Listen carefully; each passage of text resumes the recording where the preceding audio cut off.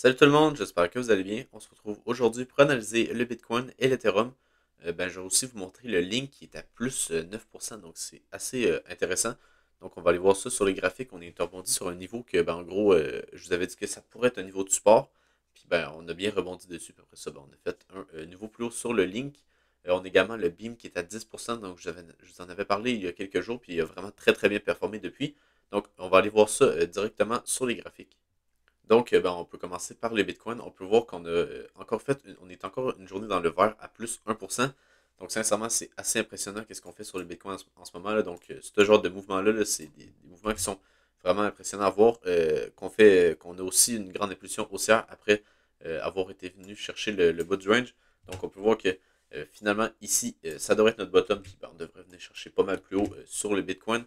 Je vous ai également fait une analyse sur Twitter, en gros, qui montrait ce graphique-là. C'est assez intéressant parce qu'on peut voir que si on prend juste un range, puis qu'on prend du plus bas ici jusqu'au plus haut des 70 000, donc ça c'était notre genre de gros range qu'on avait durant le bull market, qu'est-ce qu'on peut voir, c'est que ici, sur le 50% du range, on s'est bien fait rejeter ici, donc on n'a pas fait de clôture au-dessus.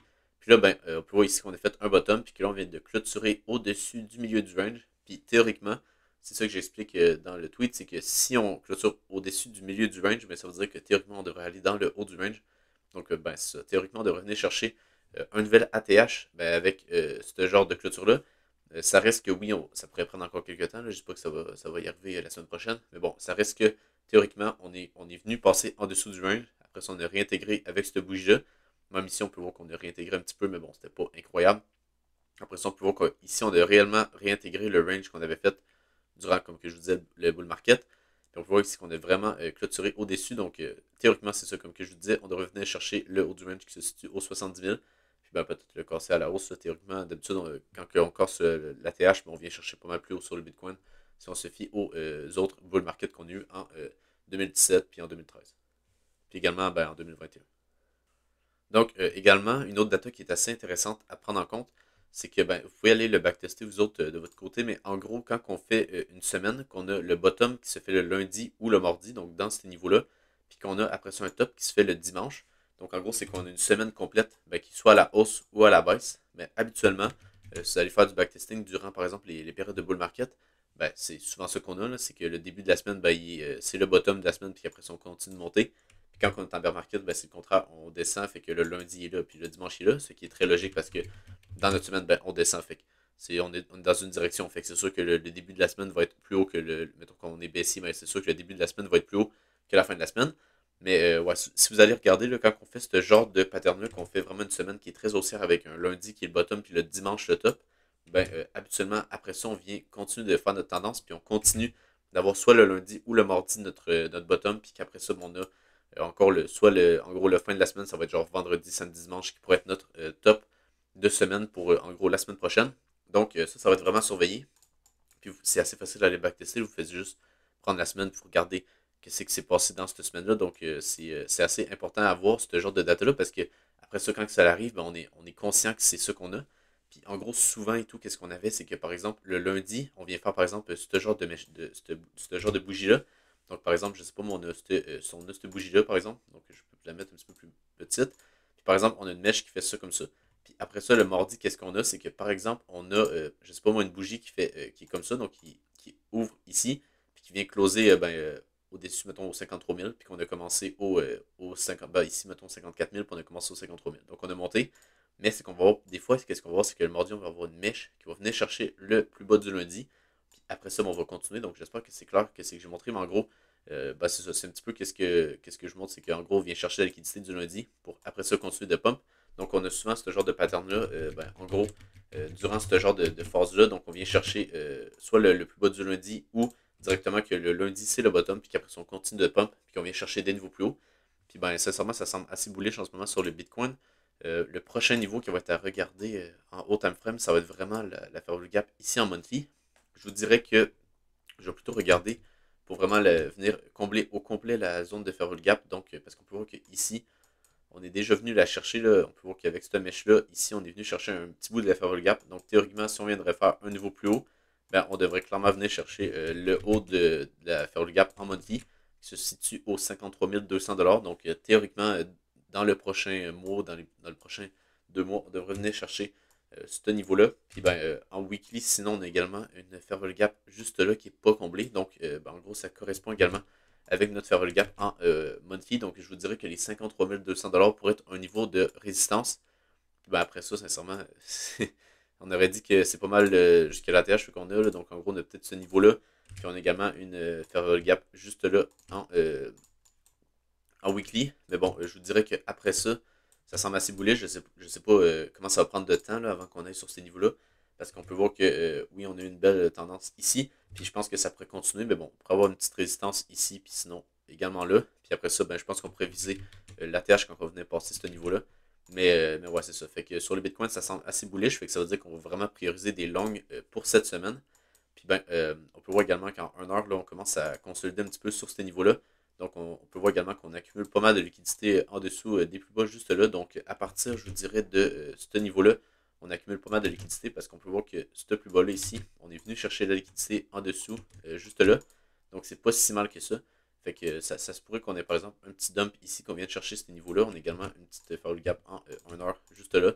Donc, je vous dirais que ce niveau-là, ça semble plutôt intéressant pour peut-être tenter un long. Ça reste qu'on est sur une résistance pour le Bitcoin. On est vraiment sur un niveau qu'il va être vraiment à regarder. Mais bon, ça reste que on peut voir que ici, ça pourrait être une zone peut-être intéressante pour tenter un petit scalp sur le Bitcoin. Mais sinon, si jamais on aurait vraiment une correction plus conséquente, je vais regarder les 0,382 de notre mouvement entier. Donc, si on regarde en 4 heures, on peut voir qu'on a en gros les fibos du plus bas jusqu'au plus haut. On peut voir que c'est va être vraiment ce niveau-là qui va être à regarder. Puis on peut également prendre en compte, je pense que c'était en 8 heures, on avait quelque chose d'intéressant. Ouais, c'est ça, en 8 heures, on avait une petite order bloc juste là. Donc, ce niveau-là également pourrait être intéressant à regarder. Donc, en gros, soit qu'on a un petit rebond là puis qu'on pump directement, ou sinon, on a une correction plus conséquente puis on vient chercher ce niveau-là. Ça correspond également au 0,382. Puis après ça, là, on pourrait avoir par exemple une vraie continuation haussière pour venir chercher les 49 000 $, puis peut-être même venir chercher les 53 000 comme que je vous montrais. Pour ce qui est de l'Ethereum en weekly, on peut voir que c'est vraiment un petit peu la même chose que sur le Bitcoin, dans le sens qu'on est assez bullish.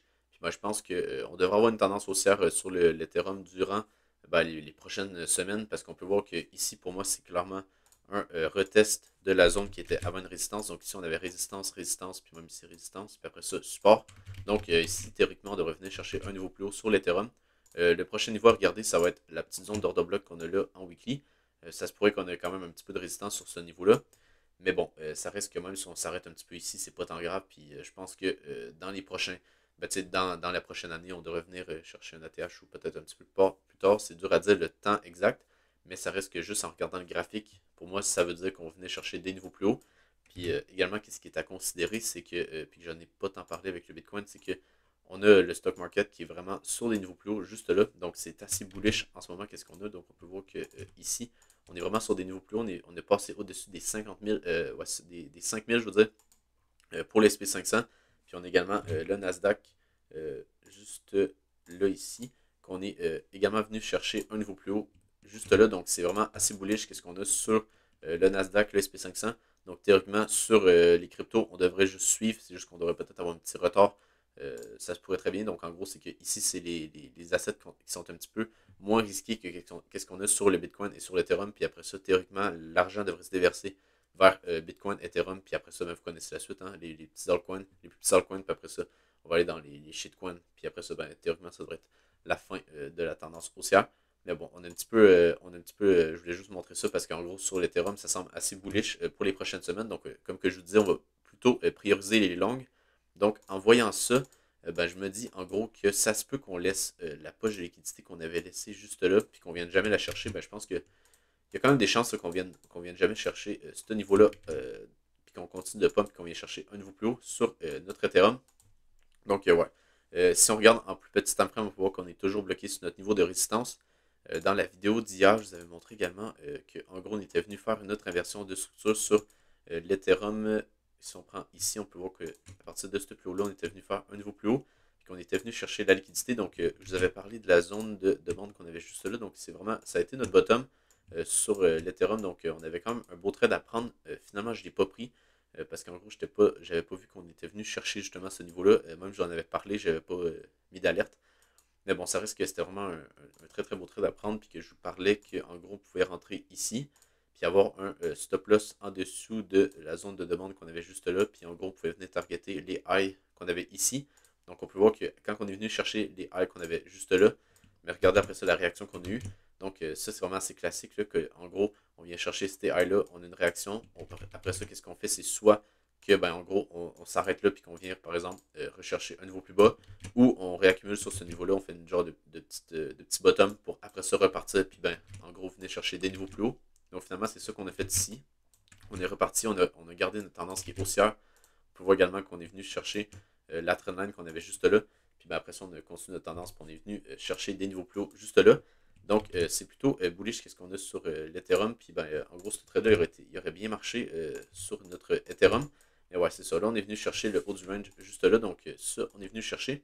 Après ça, qu'est-ce qui va rester à voir, c'est ben, qu'est-ce qu'on a sur l'Ethereum. Ça reste que pour moi, je pense que ça va être plutôt le Bitcoin qui va diriger ben, le marché, là, qui va vraiment nous dire la direction qu'on va prendre parce que vu qu'il est à une résistance, mais en même temps, il semble bullish en weekly, mais il est à une résistance en daily ou en H4.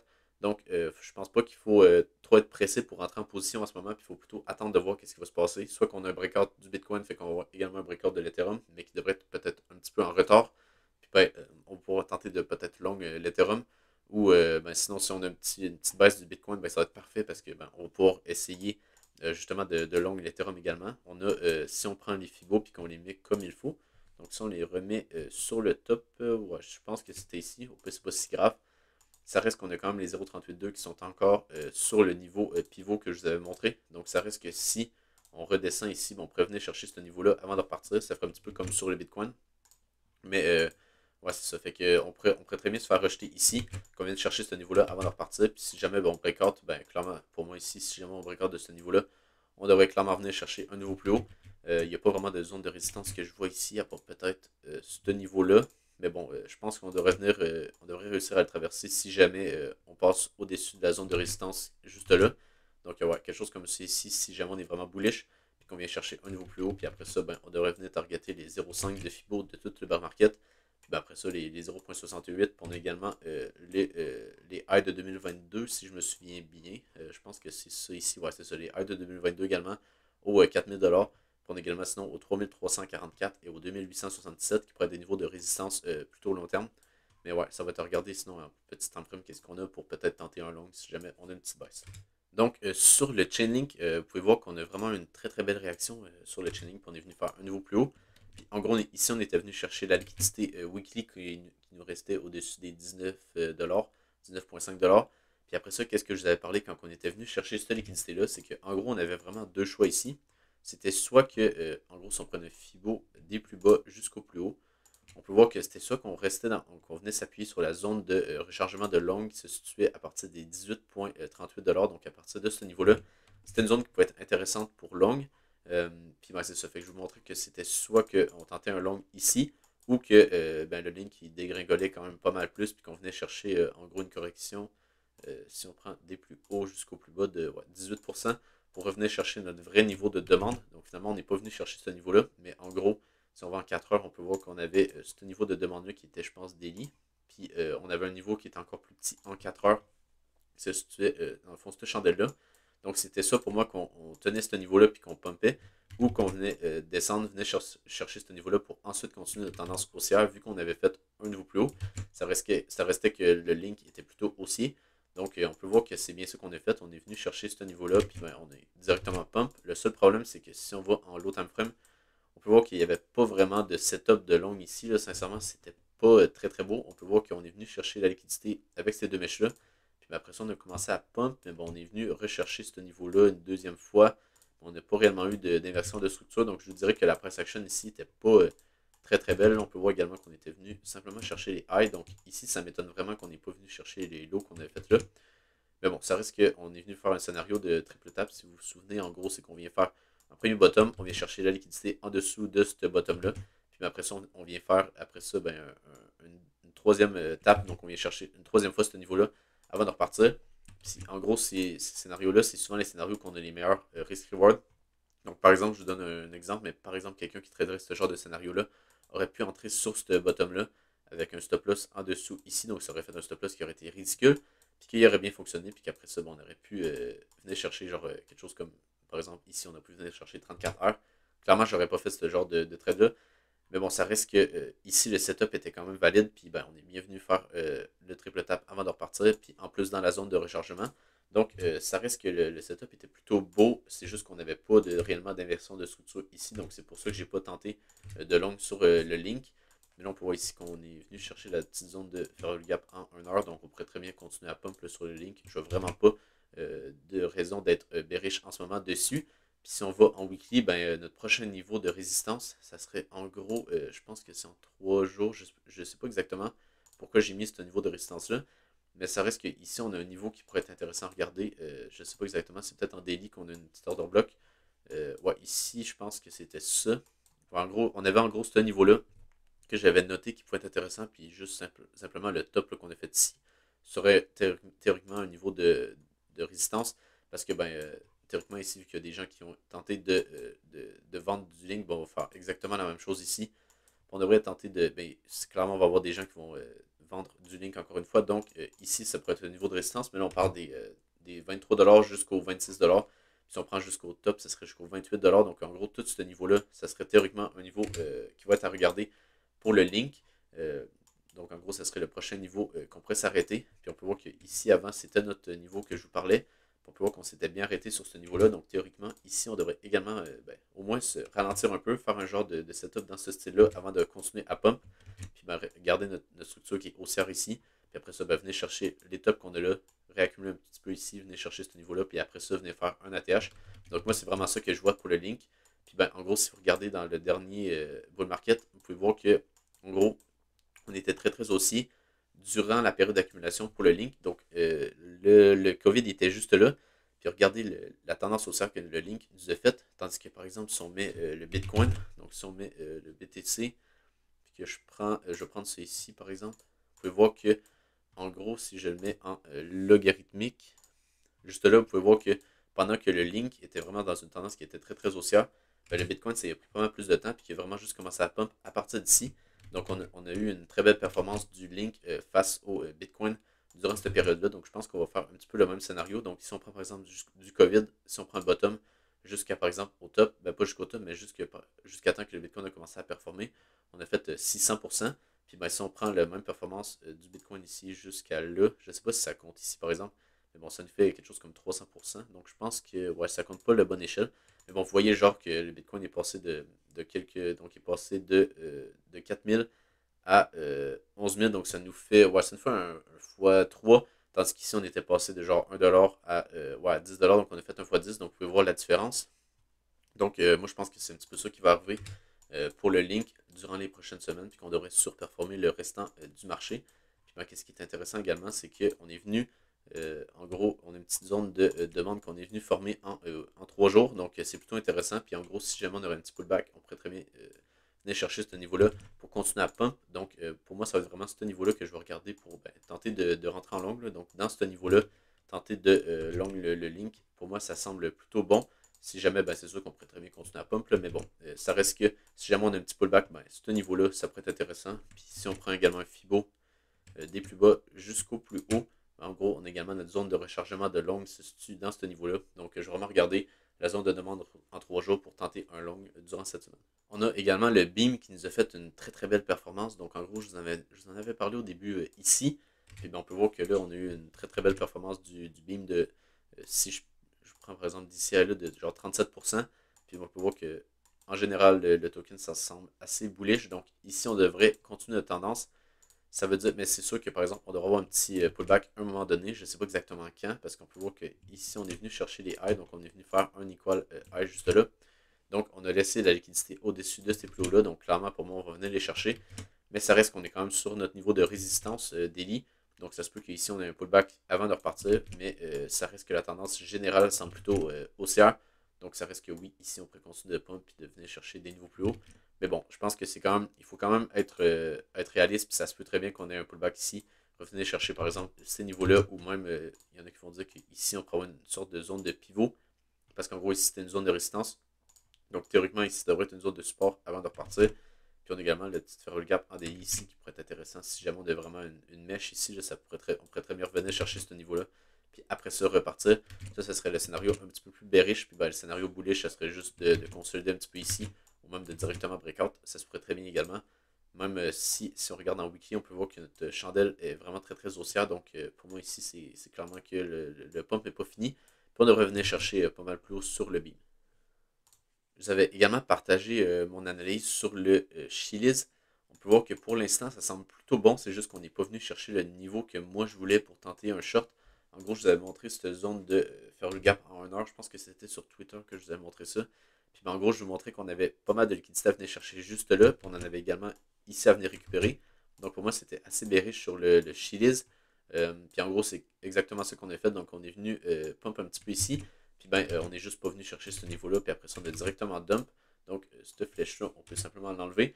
Mais bon, ça reste que ici, le seul problème, c'est que je ne vais pas tenter de short si jamais ben, on vient revenir sur ce niveau-là. Parce que en gros, on est venu chercher la liquidité en dessous de ces plus bas-là. Donc pour moi, le setup de short est plus valide parce que, en gros, ici, vu qu'on est venu chercher la liquidité, ça se peut qu'on reparte directement puis qu'on vienne chercher la liquidité qu'on a accumulée au-dessus de ces plus hauts-là. Donc, ça va être un petit peu mon plan ici. Ça va être en gros de voir ici si jamais on a une réaction, ben, peut-être tenter un long. Puis sinon, ben, si jamais on revient chercher ce niveau-là, là, ça va être le vrai setup de long ben, pour venir targeter, comme que je vous montrais, la liquidité qu'on a accumulée juste là. Si jamais on est vraiment bearish sur le Chiliz, ben, on pourrait très bien également revenir sur le niveau de faire le gap en weekly qu'on a juste là. Mais bon, ça reste que ici, on pourrait très bien voir également une sorte de bottom. Là, donc on fait une sorte de petite accumulation. Après ça, on vient faire une petite sorte de manipulation en dessous ici pour après ça réintégrer, puis là venir pump, puis ben, venir chercher des niveaux plus hauts juste là. Puis ben, pour moi, ça ferait pas mal de sens qu'on vienne faire quelque chose comme ça ici, réaccumuler un petit peu ici pour après ça repartir, puis ben, venir chercher les highs qu'on a laissés juste là. Donc ça va être à voir, mais pour moi, ici, ça semble plutôt bullish sur le Chiliz si on regarde un petit peu plus long terme, là, donc dans les prochains jours, prochaines semaines. Mais ça reste que à court terme, je pense qu'ici, on a de bonnes chances de venir chercher ce niveau-là. Mais comme que je vous disais, c'est pas parce que je pense que c'est ce qui va arriver que je vais rentrer en short. Parce que ben, le setup de short n'est pas là. C'est juste que ben, on a décidé de dump avant que je puisse rentrer en short qui se situait dans mon entrée, je voulais rentrer quelque part ici. Mais bon, finalement, on n'est pas venu chercher ce niveau-là, fait que c'est pas si grave que ça. Mais ça reste que bon, ici, ça semble assez baissier sur le Chiliz. Donc, je vais également vous montrer l'order flow du Bitcoin. On peut voir que, en gros, une autre raison pourquoi que je pense qu'on pourrait avoir un petit dump, c'est à cause de ça ici. Donc, on commence à voir les spreads en positif. On a également les fundings qui ont bien augmenté durant la fin de semaine. Puis, ben, l'open interest également augmenté. Donc, ça veut dire que durant cette région-là, on a principalement des longues qui sont entrées. Donc, tout l'open interest qui a augmenté là. Donc, on peut voir que en majorité, c'est des longues qui sont dans le marché avec les spreads en positif, les fundings et l'open interest. Donc pour moi, ça semble plutôt baissier à court terme. Puis on devrait venir chercher, comme que je vous montrais, la liquidité juste là. Puis ben, également, je vais vous montrer sur la heatmap, on a un petit peu de liquidité à venir chercher sur ce niveau-là. Donc on pourrait très bien revenir sur ce niveau-là, venir liquider toutes les longues pour après ça tenter de repump durant la semaine prochaine parce que ça semble plutôt bullish dans les prochaines semaines. On peut voir également qu'on a quand même pas mal d'achats en spot si on regarde plus sur cette période-là. C'est assez normal, là, ça suit le cours, donc on a de la chance spot, le cours monte bien. Donc c'est un bon signe, ça reste que en général la tendance reste toujours très très haussière, puis on pourrait, même si on vient faire un petit pullback ici, ce serait très très haussier pour la suite. Sur l'Ethereum par exemple, c'est un petit peu mieux qu'est-ce qu'on a. Le seul problème c'est qu'on n'a pas énormément d'open interest qui a augmenté, on peut voir ici qui est plutôt flat. Mais qu'est-ce qui est bon, c'est que les fundings redescendent puis les spreads reviennent dans le négatif. Donc ça veut dire que même si ici on n'a pas énormément d'augmentation de l'open interest, ça veut dire que ceux qui ferment leur position depuis, je vous dirais, ici, donc dans cette petite région-là, ça pourrait être principalement des longues, donc c'est des longues qui prennent des profits. Puis en gros, on peut voir que les fundings qui descendent, puis les spreads qui redescendent. Donc ça veut dire que là, vu que les longues prennent des profits, ben, on est plutôt des shorts sur le marché. Donc théoriquement, on voudrait venir liquider le côté qu'on en a le plus. Puis là, bon, on peut voir que c'est les shorts sur Ethereum parce qu'on peut voir avec les fundings qui redescendent et les spreads qui redescendent. Donc, c'est un bon signe, mais bon, ça reste qu'on n'a pas énormément d'augmentation de l'open interest. Donc, ça se peut que finalement, on fasse juste pas grand-chose, puis qu'on suive simplement le Bitcoin. Vu que l'open interest n'a pas vraiment augmenté, c'est plutôt quand on a vraiment une augmentation du nombre de positions levier. Donc, c'est ça l'open interest. Ben, c'est là qu'on va avoir un mouvement qui va être plus conséquent. Mais quand on a ce genre de data-là, ben, on ne devrait pas avoir grand-chose sur l'Ethereum, on devrait surtout suivre le Bitcoin. Je voulais également, c'est ça, vous montrer la heatmap du Bitcoin. On peut voir qu'on commence à accumuler pas mal de liquidités juste là, donc en dessous des 46 000 $. Donc bon, 46 600 jusqu'à, ouais, on peut voir qu'ici, que jusqu'à là environ, là, toute cette région-là, on a quand même pas mal de liquidations à venir chercher, tandis que plus au nord, on a quasiment rien. Donc, on peut voir qu'on en a quelques-uns ici, là, mais bon, c'est pas incroyable. On n'en a pas tant que ça, donc ça se pourrait très bien qu'on, comme que je vous montrais, qu'on dump, qu'on vienne chercher la liquidité pour après ça peut-être repartir. Sinon, ben, sur l'order book de Binance, on peut voir que pour le Bitcoin, on peut voir qu'ici, on a quand même pas mal d'ordres de vente sur ce niveau-là. Donc, ça confirme également notre thèse qu'à court terme, on pourrait redescendre. Puis, ben, également, on peut le voir avec l'order book qu'on a plutôt des vendeurs en ce moment. Donc, c'est pas vraiment un bon signe si jamais vous voulez ben, plutôt parier à la hausse. Parce qu'on peut voir qu'on a quand même pas mal de vendeurs qui commencent à ralentir le prix. On peut voir que, par exemple, ici, on était très, très bullish. Oui, on avait des vendeurs, mais ça reste que le cours était avec un angle d'attaque qui était pas mal plus agressif que là, que notre angle d'attaque. Donc, notre angle général du marché, ben, il est quasiment plat. On voit ici qu'on a une petite hausse, mais bon, ça risque qu'on est juste venu faire un niveau plus haut, juste là. Donc, c'est pas nécessairement incroyable. Puis ça reste qu'ici, ben, on pourrait très bien dump. Puis sinon, si jamais on a un pump, que, ben, ça me surprendrait, mais bon, si jamais on a une continuation de notre tendance haussière et qu'on n'a pas un petit pullback, ben, en gros, on aurait ce niveau-là, ici, là, qui pourrait être notre prochain niveau. Donc, on peut voir qu'à chaque fois qu'on pump durant une tendance qui est haussière, ben, on vient chercher la liquidité, se situe plus au nord, puis les ordres de vente. Puis ben, en gros, là, ça se situe au 49 000. Donc en gros, ça serait de venir chercher la mèche qu'on avait faite juste avant durant l'annonce de l'ETF. Donc, ben, si vous avez aimé la vidéo, n'hésitez pas à vous abonner sur YouTube et sur Twitter. Sinon, ben, je vous souhaite une bonne fin de semaine, une bonne fin de week-end plutôt, puis on se retrouve pour une prochaine vidéo. Bye!